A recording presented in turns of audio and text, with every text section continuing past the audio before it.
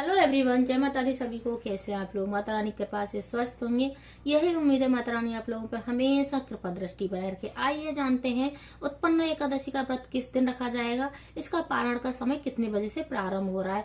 और उत्पन्न एकादशी भगवान विष्णु के हरे के शरीर से उत्पन्न हुई थी, उसी दिन से नाम पड़ा है उत्पन्न एकादशी। एकादशी माता का व्रत उसी दिन से रखा जाता है। अब आता है कि जो आगन के महीने में, जो आगन का महीना होता है वो भी सर्वश्रेष्ठ होता है। जैसे कार्तिक का महीना होता है, उसमें भी आगन का महीना में बहुत पूजा पाठ की जाती है और अलग अलग तरीके से की जाती है। इसमें शंख की बहुत बड़ी महिमा होती है। अगर हम शंख से अपने ठाकुर जी को नहलाते हैं, भगवान विष्णु की प्रतिमा को नहलाते हैं और अपने घर में छिड़काव देते हैं, उससे बहुत पॉजिटिव आती है। और जैसे इत्र से भी स्नान कराया जाता है, गोपी चंदन से भी भगवान विष्णु को स्नान कराया जाता है। और भीमसेन का जो आरती करते हैं कपूर से, कपूर भीमसेन ही होना चाहिए, कोई और कपूर बिल्कुल भी नहीं होना चाहिए। अगर कपूर को थोड़ा रगड़ के स्नान भी कराया जाता है, कपूर का भी स्नान कराया जाता है भगवान को, तो आप कोई भी या तो सारे स्नान करा सकते हैं या एक स्नान जरूर कराना चाहिए। और गोपी चंदन भगवान के जरूर लगाना चाहिए उस दिन, उत्पन्न एकादशी के दिन। फिर हमें आप बता देती हूँ, जो 3 दिन का हमें जो नियम करने होते हैं, व्रत नहीं रखा जाता 3 दिन का, पर नियम रखना होता है।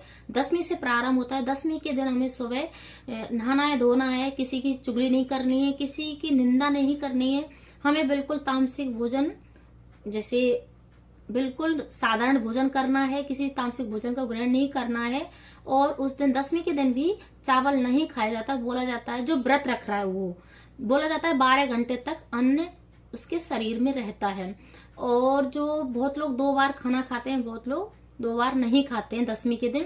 अगर एक टाइम खा रहे हैं तो सूर्यास्त से पहले दोपहर को खाना खा लें, और सूर्यास्त के बाद अगर कोई इंसान खाना खाता है तो वो सही नहीं होता, फलाहार करके सो सकता है। भाई कोई कारण बस लेट हो गया है तो फलाहार करके सो सकता है। सुबह उठना है, 15 तारीख शनिवार को उठना है, और फिर उस नहा धोके ब्रह्म मुहूर्त में उठना है। और भगवान विष्णु के पीले कलर के वस्त्र बहुत प्रिय होते हैं, तो पीला कोई भी वस्त्र धारण कर लेना है। अगर कारणवश किसी के पास है नहीं तो गमछा वगैरह या दुपट्टा वगैरह कोई भी चीज है उसको लगा सकते हैं, ओढ़ सकते हैं। मतलब पीला वस्त्र धारण करना है। भगवान विष्णु को स्नान कराना है, या तो गोपी चंदन से करा सकते हैं, इत्र से करा सकते हैं, या मतलब जो आपके पास है भीमसेन कपूर, कपूर और कोई भी नहीं लेना, भीमसेन कपूर लेना है, उसको रगड़ के पानी में मिला लेना है, भगवान विष्णु को स्नान कराना है। और जो हम सुबह स्नान करते हैं तो उसमें जैसे कुछ ना कुछ मिला के स्नान किया जाता है, या हल्दी या 5 जो भी जल, जैसे बड़ी बड़ी नदियों के, गंगा नदी, यमुना नदी, उनके जल मिला के मिक्स करके स्नान किया जाता है। तो इस आगन के महीने में तुलसी की बहुत बड़ी महिमा होती है। उसकी जड़ की मिट्टी होती है, उसको थोड़ा सा मिला के हम स्नान करते हैं तो बहुत उत्तम माना जाता है। अगर ये आपकी श्रद्धा है, जो जैसे कर सकता है, मैंने आपको बता दिया है। फिर नहा धो के पीले वस्त्र धारण करना है, और हमें भगवान विष्णु को स्नान कराना है और उनको चौकी लगा देनी है। फिर हमें संकल्प लेना है। तो एकादशी के दिन चावल से संकल्प नहीं लिया जाता है।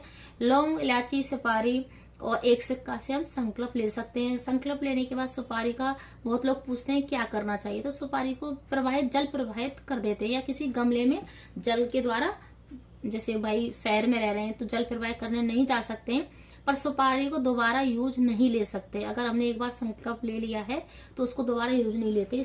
बहुत लोग पूछते हैं, इस चीज को मैंने आपको क्लियर कर दिया है। अब आता है पारण का समय। तो हमें जैसे पारण का समय कितने बजे से प्रारंभ हो रहा है, तो रविवार को पारण किया जाएगा, उस दिन पड़ रहा है, और 16 तारीख को। तो सबसे मेन चीज हो जाता है, जो हमारा हरिवासन योग लग रहा है तो 9:09 पे प्रारंभ हो रहा है। तो हरिवासन योग में हम कभी भी मतलब पारण नहीं किया जाता है। तो पारण भी जैसे उस दिन रविवार पड़ेगा तो माता तुलसी में जल भी नहीं दिया जाएगा। माता तुलसी की पूजा कर लेनी है, जमीन पर जल दिखा देना है। और फिर हमें भगवान विष्णु को खीर का भोग जरूर लगाना है। द्वादशी के दिन खीर जैसे चावल का भोग लगाते हैं, बहुत उत्तम माना जाता है। तो भगवान विष्णु को खीर का भोग लगाना सर्वश्रेष्ठ माना जाता है। तुलसी दल के बिना भगवान भोग ग्रहण नहीं करते हैं, इस बात का भी विशेष ध्यान रखना है।